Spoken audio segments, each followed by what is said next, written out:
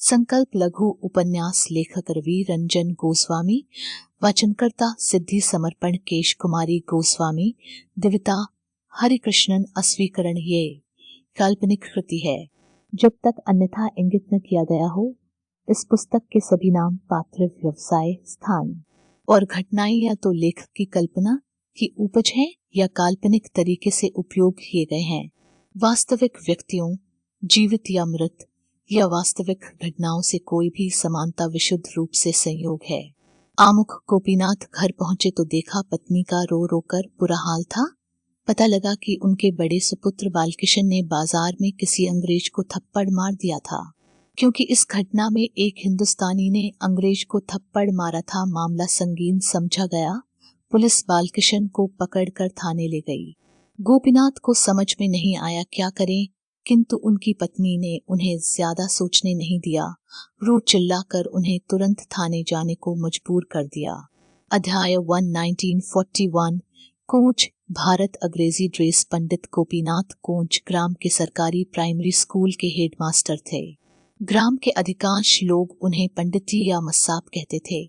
वे school में अपने कमरे में बैठे पत्राचार की फाइल देख रहे थे। एक प्रशासनिक पत्र पढ़कर उनके पसीने छूट गए। मई का महीना प्रारंभ हो चुका था और अच्छी खासी गर्मी पड़ने लगी थी। उस दिन 5 तारीख थी। पत्र में सूचना थी कि आने वाली 10 तारीख को स्कूल का इंस्पेक्शन होगा और मशवरा था कि सभी शैक्षणिक स्टाफ उस दिन इंग्लिश ड्रेस पहने। पंडित जी धोती कुर्ता पहने के आदी थे। उनके लिए पतलून पहनना बहुत मुश्किल काम था। उन्हें अपने विवाह की घटना याद आ गई। उनकी शादी के वक्त यार दोस्तों ने जिद करके एक सूट सिला दिया था। कोट तो फिर भी गनीमत था। पैंट पहनते हुए 1-2 बार वो लड़खड़ा कर गिरने को हुए। एक दोस्त ने उनकी पैंट पहनने में मदद की,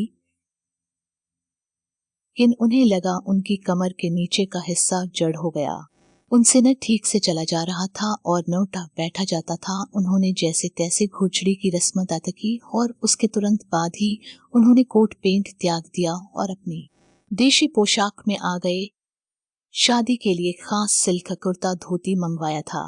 वे इन सब ख्यालों में खोए थे। तभी उप प्रधानाचार्य श्री राम मिश्र ने दरवाजे से आवाज दी, क्या मैं अंदर आ सकता हूँ? गोपीनाथ ने कहा, आइए मिश्रा जी। प्रशासन यह जताने से नहीं चूकता कि हम पर किसका शासन है। मिश्रा जी ने पूछा, क्यों, क्या हुआ?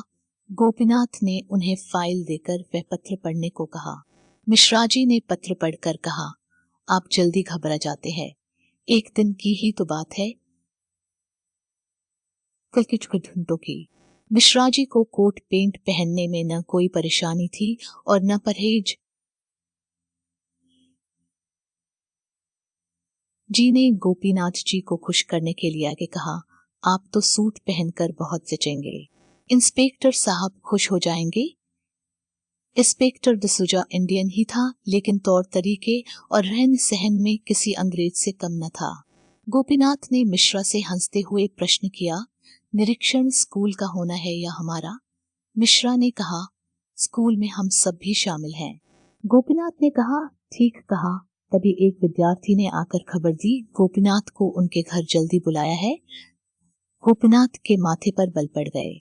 वे मिश्रा जी को स्कूल का जिम्मा सौंप कर तेज कदमों से घर की ओर चल पड़े। समय उन्हें लग रहा था काश उनके पास साइकिल होती। कई बार सोचा पर खरीदने की हिम्मत नहीं कर पाए। उन्हें लगा सोचते हुए उनकी चाल थोड़ा धीमी पड़ गई थी। तब उन्होंने बाइसिकल से ध्यान हटाकर अपनी पैदल चलने की गति बढ़ा दी। धूप तेज थी और हवा गर्म। उन्होंने गमछे से सर ढक लिया था। एक बैल गाड़ी के पहियों और बैलों के गले में बांधी जाने वाली घंटियों की पीछे से आती आवाज सुनकर वह किनारे हो गए। गाड़ी खाली थी, शायद गल्ला मंडी में अनाज की बोरियां उतार कर लौट रही थी। गाड़ीवान उन्हें पहचानता था। उसने उन्हें देखकर बैलगाड़ी रोक दी और उनसे कहा, आइए मां साहब, घर तक पहुंचा देंगे। कोई और समय होता तो गोपीनाथ ने मना कर दिया होता। इस समय एक तो गर्मी थी और घर पहुंचने की जल्दी। वे बैलगाड़ी में बैठ गए। गाड़ीवान ने उन्हें उनके घर के नजीक छोड़ दिया।